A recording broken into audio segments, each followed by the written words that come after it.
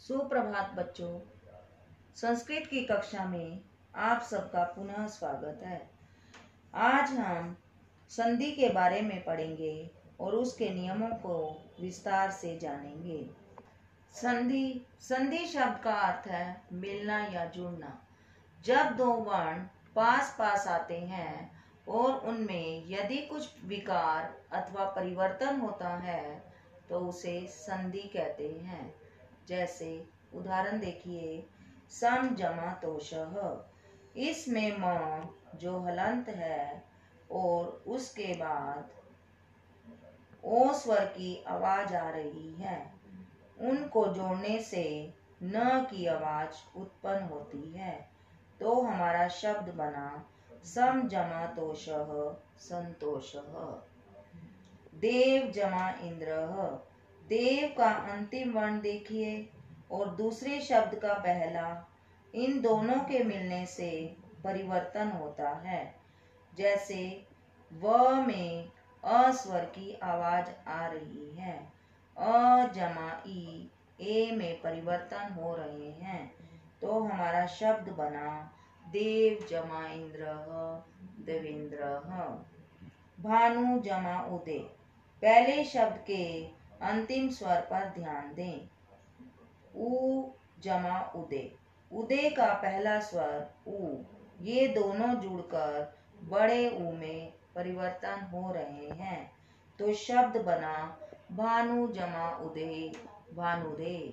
बच्चों, संधि के 3 भेद होते हैं: स्वर संधि, व्यंजन संधि, विसर्ग संधि। स्वर संधि स्वर जमा स्वर। व्यंजन संधि व्यंजन प्लस स्वर, व्यंजन प्लस व्यंजन।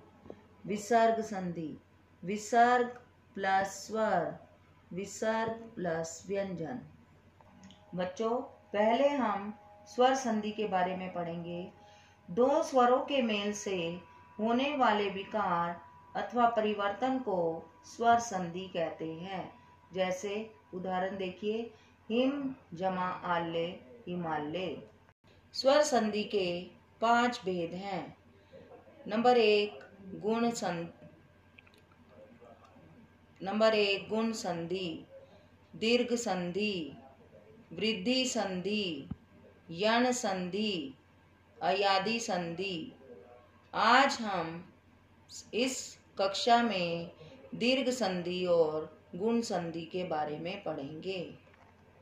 दीर्घ संधि हरीस्व्या दीर्घ अ ई उ के बाद यदि हरीस्व्या दीर्घ अ ई उ आ जाए तो दोनों मिलकर दीर्घ आ ई और उ हो जाते हैं। जैसे अ जमा आ बड़ा आ, हिम जमा आल्य हिमालय। आ जमा छोटा आ भी मिलकर बड़ा आ ही बनते हैं। उदाहरण देखिए, विद्या प्लस अर्थी विद्यार्थी। ई जमा ई बड़ी ई। उदाहरण के लिए रवि जमा इंद्रः, तो हमारा शब्द बना रविंद्रः। तो आपने देखा कि व में छोटी की मात्रा है और इंद्रः में भी छोटी ई है, तो ये दोनों मिलकर बड़ी ई बन गए, तो हमारा शब्द बना रवि जमा इंद्रः रविंद्रः। मुनि जमा इंद्रः मुनीन्द्रः। इसी प्रकार अगर छोटी ई और बड़ी ई भी आपस में मिल जाते हैं तो बड़ी ई बनती है। गिरि जमा ईशः गिरीशः। मुनि जमा ईशः मुनीशः। इसी प्रकार हम ऊ में परिवर्तन देखेंगे। ऊ जमा ऊ बड़ा ऊ। भानु जमा उदय भानुदय। भानु में छोटे ऊ की मात्रा है और उदय में छोटा ऊ है। जब ये दोनों स्वर आपस में मिले तो बड़ा स्वर बन गया।